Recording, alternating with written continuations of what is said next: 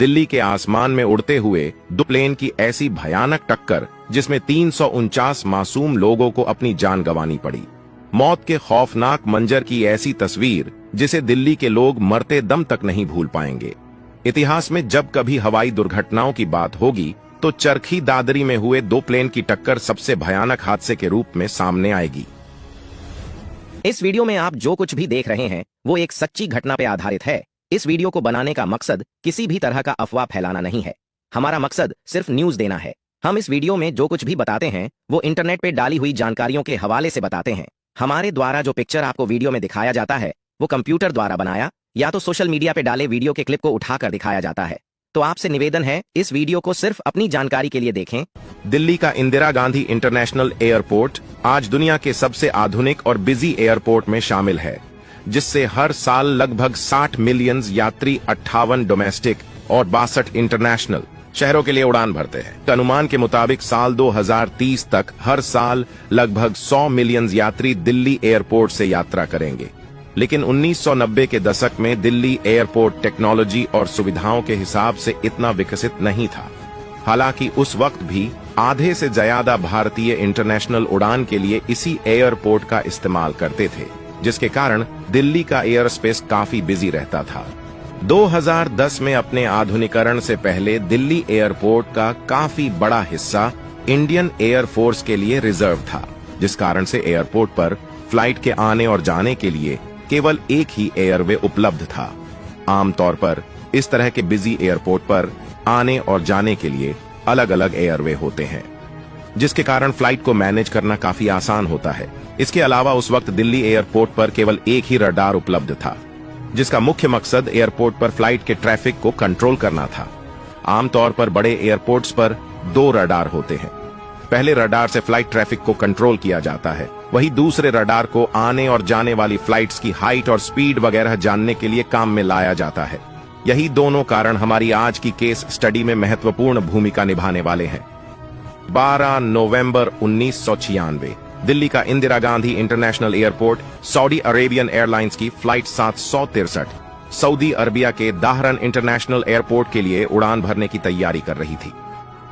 Boeing 747 series के इस plane में उस दिन 289 पैसेंजर्स के साथ 23 क्रू मेंबर्स भी सवार थे। उस दिन इस फ्लाइट का नेतृत्व 45 वर्षीय कप्तान खालिद अल शुबाइली कर रहे थे, जिनका साथ फर्स्ट ऑफिसर नाजिर खान और फ्लाइट इंजीनियर अहमद इदरीस दे रहे थे। उस दिन इस फ्लाइट में सफर करने वाले ज्यादातर लोग सऊदी में काम करने वाले वर्कर्स थे, जिसमें से ज्यादातर लोग हिंदुस्तानी और कुछ नेपाली नागरिक भी थे। वैसे तो ये एक नॉर्मल उड़ान थी, लेकिन उस दिन इस फ्लाइट में सफर करने वाले यात्रियों की नागरिकता को लेकर इमिग्रेशन डिपार्टमेंट में कुछ असमंजस के हालात बने हुए थे, जिसके कारण फ्लाइट के डिपार्चर में कुछ देरी भी हो रही थी। शाम के लगभग 6:20 पर सऊदी अरेबियन फ्लाइट ने अपना रोल ऑफ प्रोसेस किया और टैक्सी वे से होते हुए फ्लाइट रनवे पर आ गई।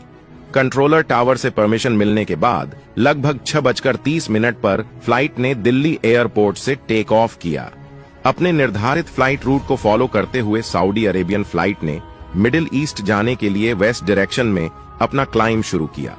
उस दिन दिल्ली एयर स्पेस में आने और जाने वाली फ्लाइट को 42 वर्षीय कंट्रोलर वी.के. डुट्टा गाइड कर रहे थे।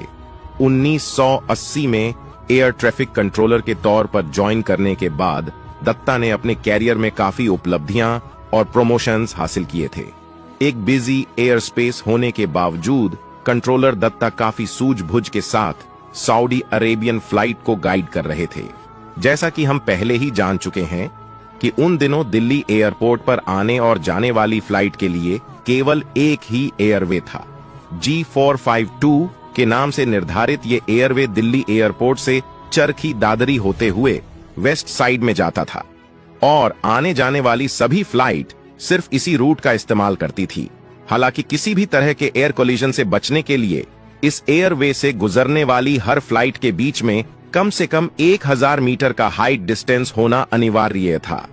Controller VK. दत्ता जब सऊदी अरेबियन फ्लाइट को गाइड कर रहे थे, ठीक उसी वक्त Kazakhstan airline flight 1907 Delhi airport पर लैंड करने के लिए आ रही थी।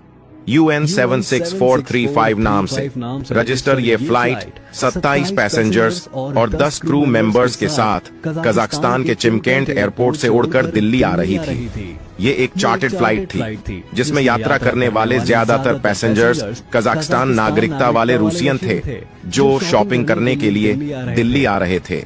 कजाकिस्तान एयरलाइन फ्लाइट को 44 वर्षीय कप्तान अलेक्जेंडर चेरेपानोव उड़ा रहे थे, जो 10,000 फ्लाइंग आवर्स के साथ एक बहुत ही एक्सपीरियंस्ड पायलट थे।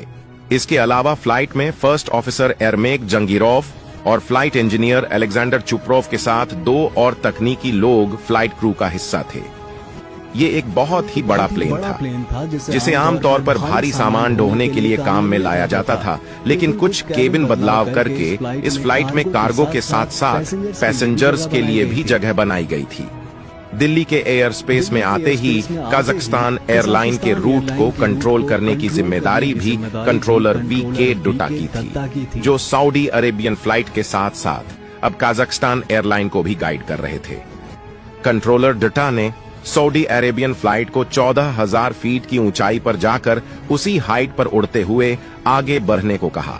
कंट्रोलर की इंस्ट्रक्शन के मुताबिक सऊदी के कप्तान फ्लाइट को 14,000 फीट पर ले जाकर उड़ाने लगा। जैसा कि हमने शुरुआत में बताया कि दिल्ली एयरपोर्ट पर सिर्फ एक ही प्राइमरी रडार उपलब्ध था, जो सिर्फ मॉनिटर पर फ्लाइट को ब्लिंक करते हुए दर्शाता था। सेकेंडरी रडार ना उपलब्ध होने के कारण कंट्रोलर डाटा मॉनिटर पर फ्लाइट की हाइट या स्पीड इत्यादि नहीं देख पा रहे थे। उस वक्त दुनिया के लगभग सभी बड़े और बिजी एयरपोर्ट्स पर सेकेंडरी रडार की सुविधा उपलब्ध थी, जिसके चलते एयर ट्रैफिक कंट्रोलर्स प्लेन की पोजीशन के साथ साथ उसकी स्पीड और हाइट को भी मॉनिटर पर देख सकते थे। दिल्ली एयरपोर्ट पर भी सेकेंडरी रडार लगाने की मंजूरी मिल चुकी थी, लेकिन दुर्भाग्यवश कुछ कारणों के चलते इसे लगाने में देरी हो रही थी। सेकेंडरी रडार न होने के कारण कंट्रोलर डुट्टा पूरी तरह से फ्लाइट क्रू द्वारा दी जाने वाली इंफॉर्मेशन के आधार पर ही फ्लाइट को मॉनिटर और गाइड कर रहे थे।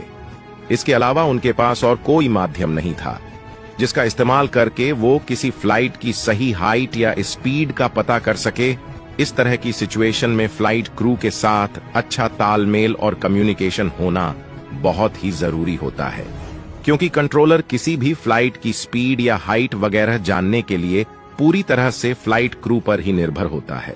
सऊदी अरेबियन फ्लाइट अब 14,000 फीट पर उड़ते हुए आगे बढ़ रही थी और वही कजाकिस्तान एयरलाइन भी अब धीरे धीरे नीचे आते हुए दिल्ली एयरपोर्ट पर उतरने की तैयारी कर रही थी।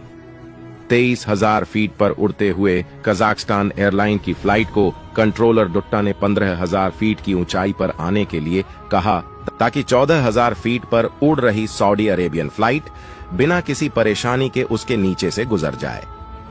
इंटरनेशनल सिविल एविएशन के स्टैंडर्ड को फॉलो करते हुए कंट्रोलर डटा ने दोनों फ्लाइट्स को साफ साफ इंस्ट्रक्शन दी कि वो अपनी निर्धारित हाइट पर ही उड़े, ताकि दोनों फ्लाइट्स कम से कम 1,000 फीट की दूरी से एक दूसरे को क्रॉस कर पाए। दिल्ली एयरपोर्ट जैसे इतने बड़े और बिजी एयरपोर्ट के ट्रैफिक को इतने साल कुशलता से संभालने के कारण कंट्रोलर दत्ता इस तरह की सिचुएशन को भली भांति समझते थे। इसलिए उन्होंने कजाकिस्तान एयरलाइन को साफ साफ कहा कि वो भी अपने नीचे से गुजरती हुई सऊदी अरेबियन फ्लाइट पर नजर रखे। लेकिन अब बात आती है इस दुर्घटना के सबसे बड़े और महत्वपूर्ण कारण की। कजाकिस्तान एयरलाइन के क्रू को इंग्लिश लैंग्वेज अच्छी तरह नहीं आती थी, जिस कारण ट्रैफिक कंट्रोलर के साथ कम्युनिकेशन करने में काफी दिक्कत हो रही थी। जहां कंट्रोलर डुट्टा अपनी सभी इंस्ट्रक्शन को बिल्कुल साफ साफ समझा रहे थे, वही कजाकिस्तान एयरलाइन के पायलट क्रू में कुछ कंफ्यूजन के हालत बने हुए थे। अच्छी तरह इंग्लिश न आने के कारण पायलट्स कंट्रोलर डट्टा के इंस्ट्रक्शंस को ठीक से समझ नहीं पा रहे थे। इंग्लिश के अलावा कजाकिस्तान पायलट्स कंट्रोलर डुट्टा द्वारा बताई जा रही हाइट लेवल को भी ठीक से नहीं समझ पा रहे थे।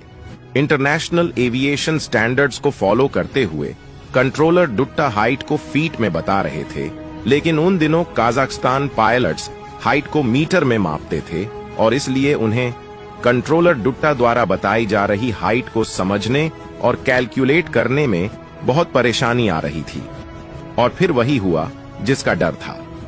इंग्लिश न आने के कारण कंट्रोलर डुट्टा की बात न समझ पाने और मीटर और फीट में कंफ्यूजन के कारण कजाकिस्तान पायलट्स प्लेन को 15,000 फीट की बजाय 14,000 फीट की ऊंचाई पर ले आए, जहां सऊदी अरेबियन फ्लाइट अपनी निर्धारित ऊंचाई 14,000 फीट पर जा रही थी।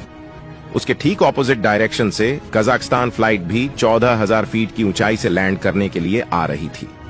आमतौर पर ऐसी हालात में पायलट्स दूसरे प्लेन को देखकर भी बचने की कोशिश कर सकते हैं, लेकिन बदकिस्मती से ठीक उसी वक्त दोनों प्लेन्स बादलों में प्रवेश कर जाते हैं, जिसके कारण दोनों में से किसी भी फ्लाइट के पायलट्स ऑपोजिट डायरेक्शन से आ रही फ्लाइट को नहीं देख पाए।